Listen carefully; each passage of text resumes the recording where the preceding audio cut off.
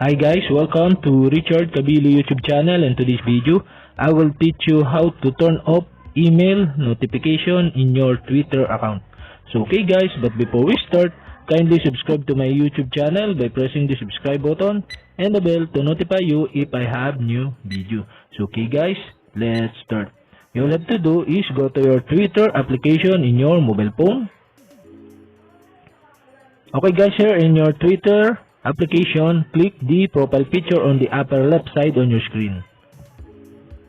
And okay guys, here click the settings and privacy.